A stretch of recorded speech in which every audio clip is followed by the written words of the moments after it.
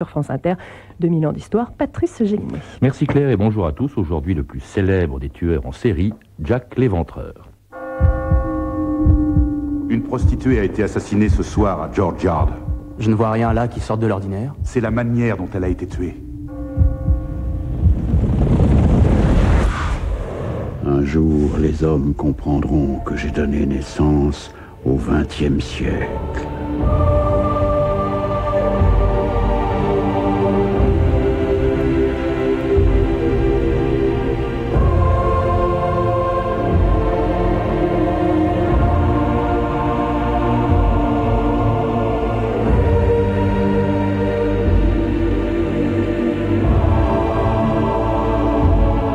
« 2000 ans d'histoire.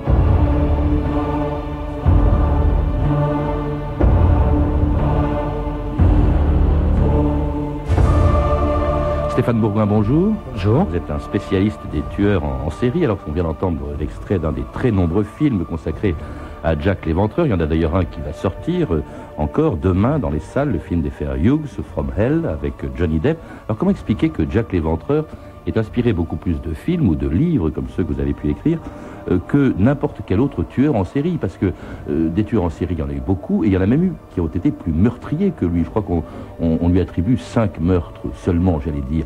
Comment se fait-il que, malgré ça, ce soit vraiment un des plus célèbres tueurs en série ? Tout d'abord, Jack l'Éventreur reste un point d'interrogation. C'est une énigme.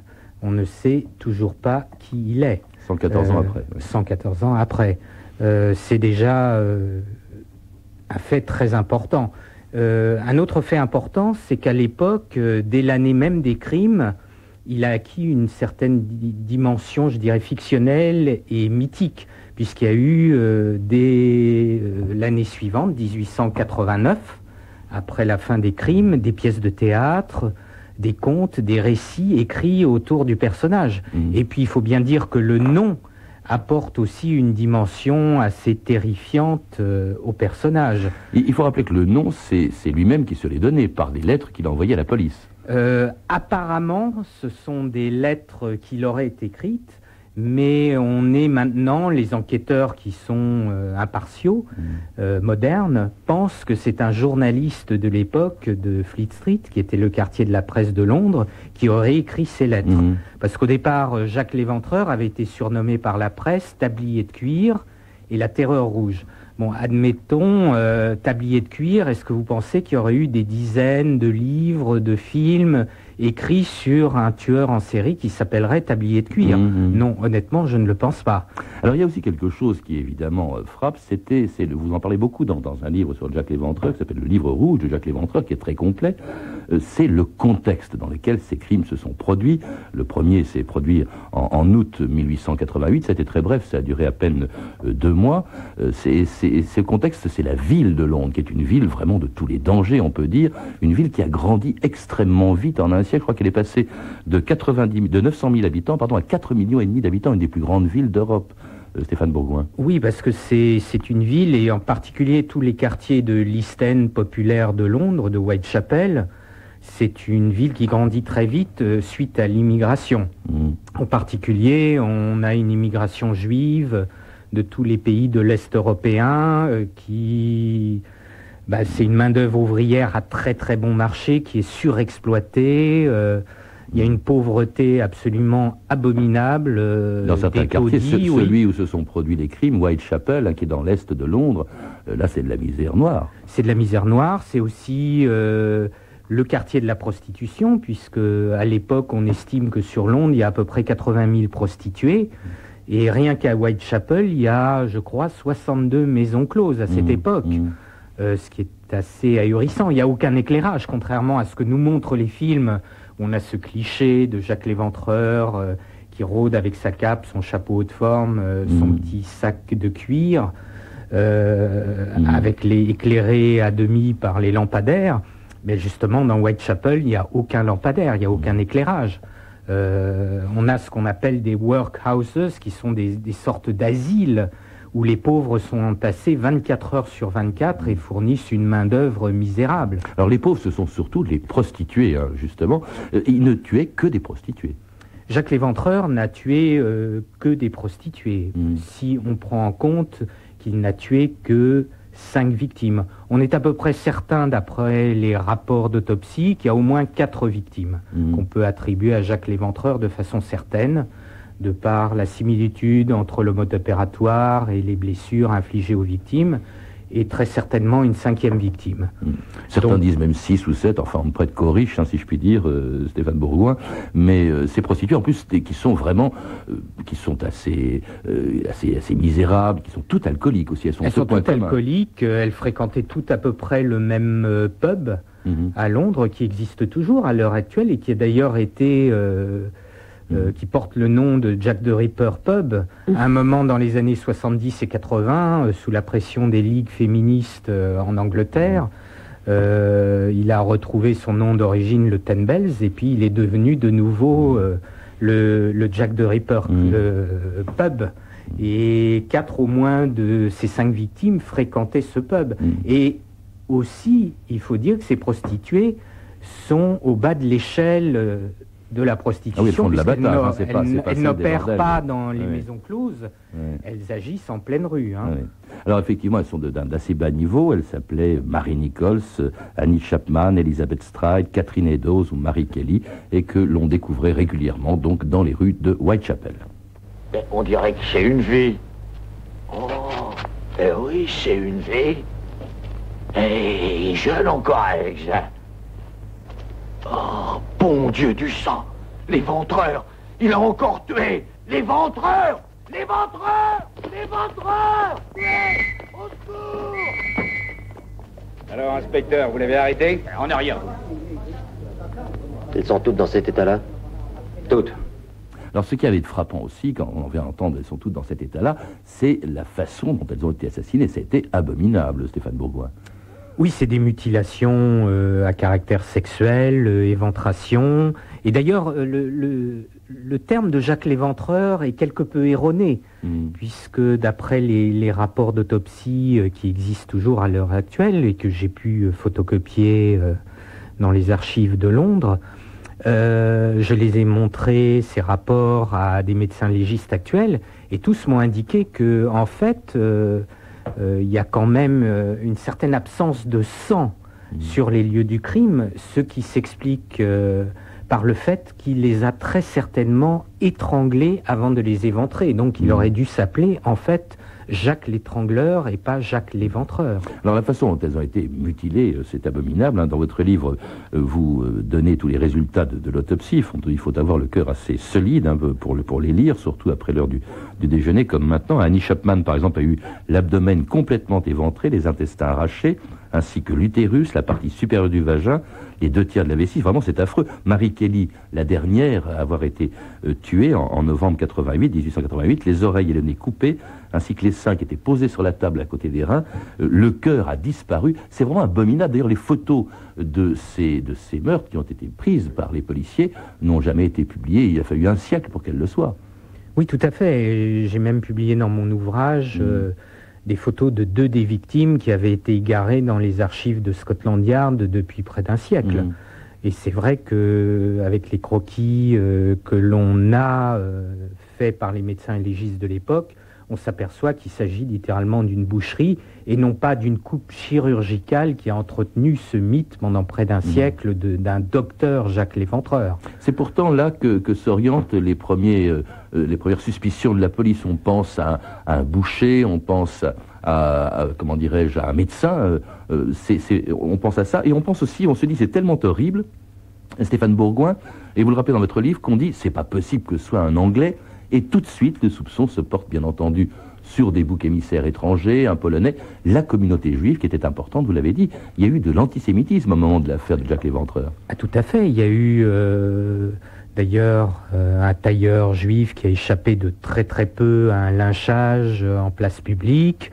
Il y a eu d'autres commerçants d'origine israélite, notamment un boucher qui a été poursuivi parce qu'on l'avait vu avec un tablier ensanglanté dans la rue. Tout ça donne lieu à un lynchage raciste qui a des relents assez abominables.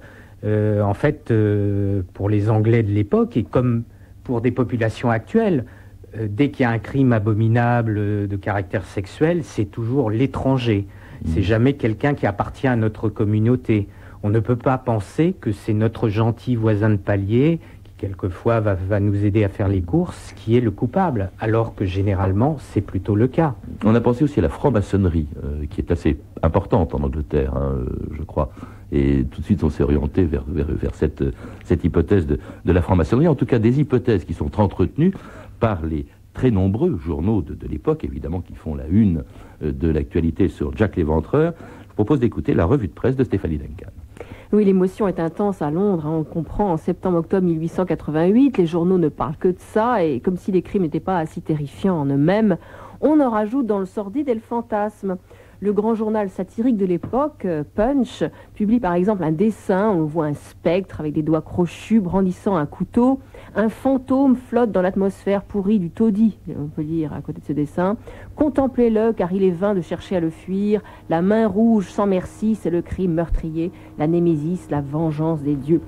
L'Illustrated London News, un autre journal, de son côté décrit le cadre du crime, le cadre social, le nord du quartier de Whitechapel, où vit une classe de miséreux, une accumulation attristante de misère et de vices. Même le très sérieux Times consacre plusieurs colonnes au terrible meurtre du East End, dû aux mêmes mains diaboliques, et s'interroge bien sûr sur l'identité du tueur. A-t-on assisté au délire d'un fou ou à l'acte délibéré d'un saint d'esprit qui prend plaisir à tuer ? Selon toute apparence, la police est en défaut et semble attendre la perpétuation d'un nouveau crime pour avoir la chance de découvrir la bonne piste. Au fil des semaines, en effet, de nouveaux crimes se sont perpétués et la tension monte. Que fait la police ? Dans Punch, donc ce magazine satirique, sous le titre « Jeu de Colin Maillard », on voit un policier anglais, donc un Bobby, les yeux bandés, perdu au milieu de personnes aux mines patibulaires qui se moquent de lui, tourne 3 fois en rond et attrape qui tu peux. Donc un autre journal, le Moonshine, en vient à demander la démission du chef de la police et le ministre de l'Intérieur.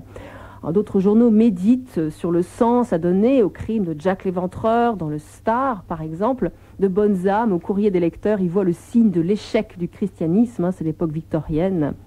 Et bien sûr, les spéculations les plus fantaisistes circulent sur l'origine du ou des meurtriers. Le Penny Illustrated Paper, un journal populaire, par exemple, publie en parallèle 2 dessins où l'on voit d'un côté un policier découvrant des victimes assassinées et de l'autre, comme par hasard, une réunion de révolutionnaires russes et polonais, donc des révolutionnaires, et en plus ils sont étrangers. Voilà les coupables, tout trouvé. Un raccourci qui exaspère l'écrivain, le grand écrivain de l'époque et socialiste George Bernard Shaw, qui ironise sur la frayeur des bourgeois. Pendant que nous autres, sociodémocrates ordinaires, dit-il, perdions notre temps en éducation, agitation et organisation, donc il faisait de l'action politique, un génie indépendant a pris l'affaire en main et simplement en assassinant 4 femmes et en leur arrachant les entrailles, a éveillé et effrayé la presse bourgeoise. La morale est jolie et les insurrectionnels auront vite fait de la tirer. Le seul argument qui remue ces messieurs-dames, c'est le couteau. Alors cet argument, il remue beaucoup de monde, parce qu'à part Bernard Shaw, il a fait peur à tout le monde, Stéphane Bourgoin, à l'époque où ces crimes ont été commis. Oui, il y a même eu une intervention de la reine Victoria auprès de ses ministres pour que le nécessaire soit fait et que tous les moyens soient mis en place pour l'enquête des policiers. Et justement, on a entendu dans cette revue de presse, la police est montrée du doigt aussi. Oui, la police est montrée du doigt, mais principalement pour des raisons politiques. Parce que l'année d'avant, le commissioner, le directeur de la police londonienne, avait réprimé une manifestation de travailleurs dans le sang, et ça avait donné lieu à un véritable bain de sang. Et il avait très mauvaise presse. Et puis c'est aussi, vous en parliez tout à l'heure justement, de l'importance de la presse populaire. L'imprimerie a fait beaucoup de progrès et au début du siècle, il n'y a que 14 journaux qui paraissent en Angleterre. Et l'année même des crimes, ils sont 180 quotidiens à paraître et à se disputer tout ce lectorat populaire par des théories de plus en plus farfelues et en rajoutant, en inventant même des crimes de Jack l'Éventreur. Donc il y a une véritable compétition entre les journalistes. Ce qui est frappant, Stéphane Bourgoin, c'est que cette affaire, on y pense depuis plus de 110 ans. Aujourd'hui, il est très connu, Jack l'Éventreur. Or, ce qui est frappant, quand on vous lit, on réalise une chose, ça s'est passé, je le répète, en à peine plus de 2 mois. Oui, ça se passe du 31 août 1888 au 9 novembre de la même année. Donc c'est une période de temps extrêmement courte. On est sûr que le dernier crime, c'était le 9 novembre, je ne sais plus comment s'appelait... Mary Jane Kelly. Mary Jane Kelly, oui, c'est ça. C'était le dernier? Ah, on est certain... Parce qu'il y en a eu d'autres après. Oui, il y a eu d'autres assassinés avant aussi, d'ailleurs. Oui, tout à fait. On peut imaginer que, de toute façon, un tueur en série, moi qui en ai rencontré quand même et interrogé plus de 45 de tueurs contemporains, ils ne naissent pas du jour au lendemain, hein. Un tueur en série, c'est une lente progression qui démarre généralement par des pulsions et des signes annonciateurs dès l'enfance. Et ça se manifeste par une gradation dans la délinquance. Quelquefois, c'est des actes de cruauté dans l'enfance, des actes de pyromanie, puis des vols, des cambriolages, des agressions, des voies de fait. On peut supposer que Jacques l'Éventreur, avant de commettre son premier crime, ait peut-être agressé des femmes de façon violente, mais sans tenter de les tuer, ou ait commis des viols préalablement.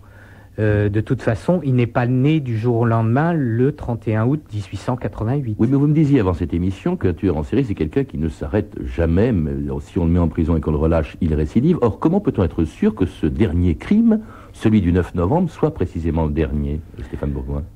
D'abord, les tueurs en série, y compris Jacques l'Éventreur, de façon mythique, il est peut-être immortel, mais c'est une époque quand même où les gens ne vivent pas très longtemps. Et généralement, les tueurs en série ont une vie ancrée dans la délinquance. Il a pu être arrêté pour d'autres délits ou tout simplement mourir de maladie ou par accident. En tout cas, il sortait donc de l'histoire pour entrer dans la légende et dans cette chanson de Juliette Gréco. Virginie, c'est pas sérieux. Ce mec-là, c'est un vicieux, un pervers, un ténébreux. Avec son petit air gracieux, d'un coup de lingue, il te coupe en deux. Moi, je m'en fous. J'ai rendez-vous avec Sir Jacques l'Éventreur.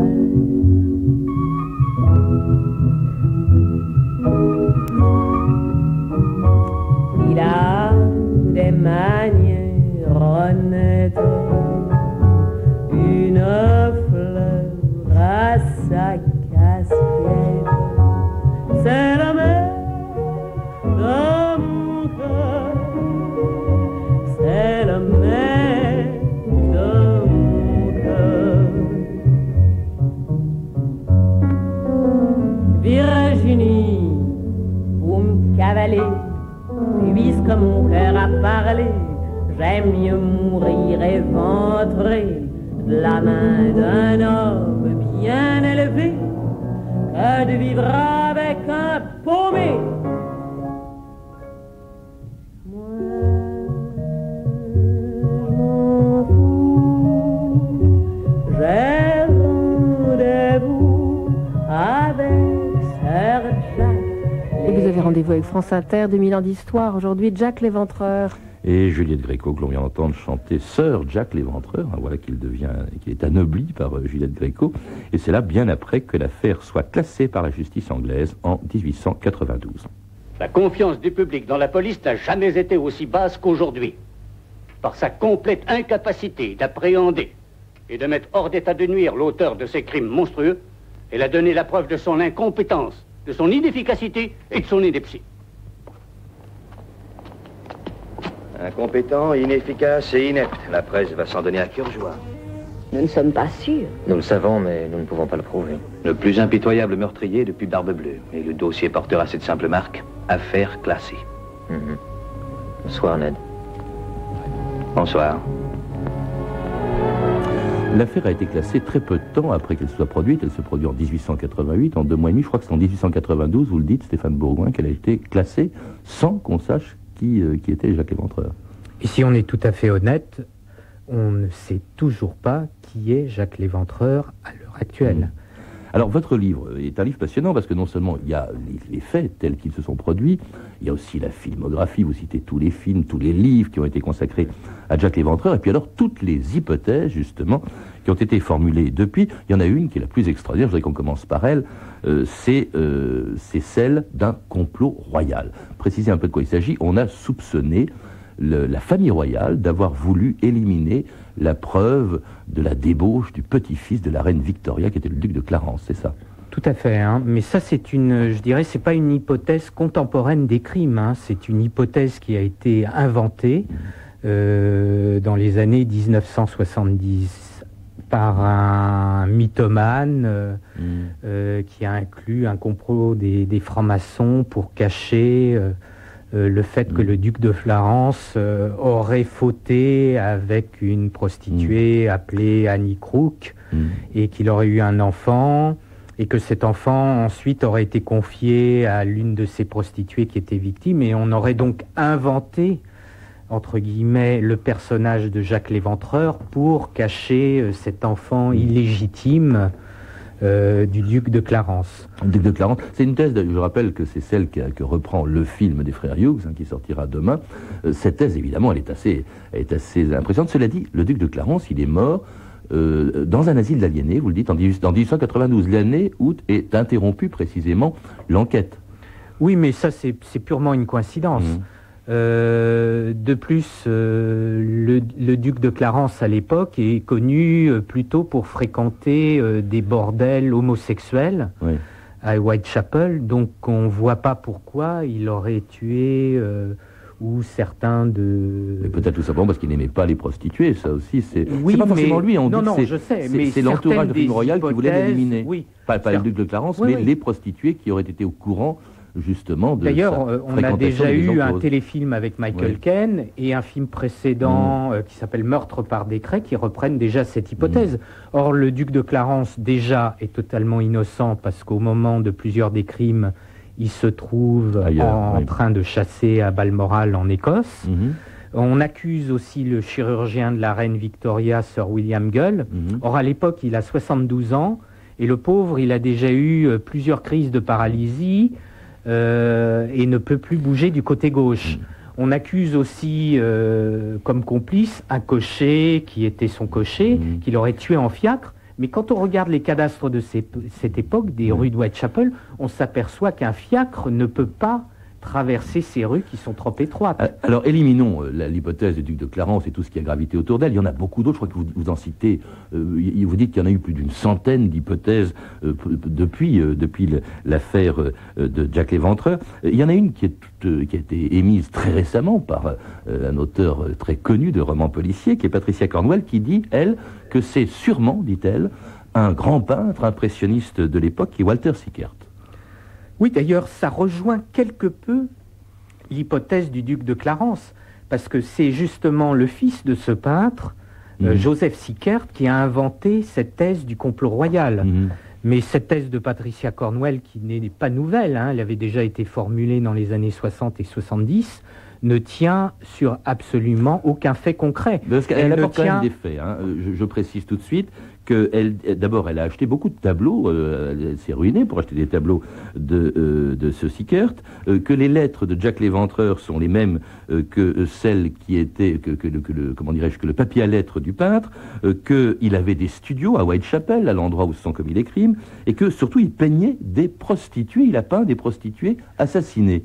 Oui, mais à ce moment-là, je pourrais vous citer d'autres peintres, par exemple de la République de Weimar en Allemagne, au moment où il y a les crimes de Fritz Haarmann, le boucher de Hanovre, ou du vampire de Düsseldorf, qui peignaient des prostituées et qui n'ont pas pour autant été des tueurs en série.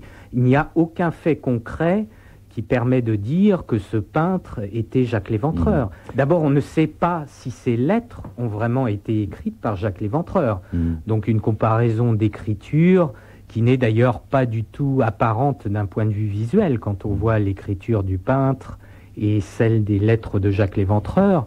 Et pour prendre comme seul élément le fait qu'il peigne des prostituées, ça me paraît extrêmement faible. Il y a beaucoup de supercheries, hein. Je crois qu'on a découvert des mémoires de Jacques Léventreur qui auraient été des faux. Quelle est votre hypothèse à vous, Stéphane Bourgoin, la plus sérieuse? Parce que vous ne vous avancez pas, vous dites beaucoup de choses sont possibles, mais vous refusez, vous, d'être définitif sur l'identité de Jacques Léventreur. Ah, tout à fait. Si on est vraiment honnête, si on reprend l'enquête à zéro avec tous les éléments qu'on connaît à l'heure actuelle, et on en connaît quand même beaucoup, on ne peut que mettre un point d'interrogation sur l'identité de Jacques Léventreur. Est-ce qu'on saura un jour, à votre avis? Moi, j'aimerais mieux qu'on ne le sache pas, parce que ça fait partie, si je puis m'exprimer ainsi, du mythe et malheureusement du charme, entre guillemets, de cette énigme de l'histoire. Si on peut dire, hein, du charme. Bon. En tout cas, merci beaucoup, Stéphane Bourgoin, de nous avoir rappelé et l'histoire de ces crimes qui est commis en 1888 et toutes les hypothèses que l'on retrouve aussi dans votre livre, le livre rouge de Jacques Léventreur, qui a été publié chez Grasset. Puis vous avez publié plus récemment 2 livres, Serial Killers, une enquête donc sur les tueurs en série, édité chez Grasset, et puis le nouvel almanach des, j'ai plus le titre, c'est des crimes et des faits divers, hein, du je crois, crime et des faits divers, et qui est publié chez Édite. À lire également Jacques Léventreur et les fantasmes victoriens de Roland Marx, édité chez Complexe. Vous avez pu entendre des extraits du film Jacques Léventreur de Robert Becker et Monty Berman, distribué par Vidéophile à Film à Fil, pardon, et puis un court extrait de la bande-annonce du nouveau film sur Jacques Léventreur, From Hell, réalisé par Allen et Albert Hughes avec Johnny Depp et qui sortira demain dans les salles. Vous pouvez retrouver ces renseignements en contactant le service des relations avec les auditeurs au 0892 68 10 33, 34 centimes d'euros la minute, ou nous contacter sur franceinter.com. C'était 2000 ans d'histoire, la technique Sandrine Laurent et Philippe Duclos, documentation Fanny Leroy-Fenech et Virginie Bloch-Lenné, revue de texte Stéphanie Duncan, une réalisation de Anne Kobilac. Une émission de Patrice Gélinet. Demain, dans 2000 ans d'histoire, un courant littéraire qui, au début du 19e siècle, a inspiré aussi des peintres comme Delacroix ou des musiciens comme Chopin ou Berlioz, le romantisme. Mais tout de suite à 14h30 sur France Inter,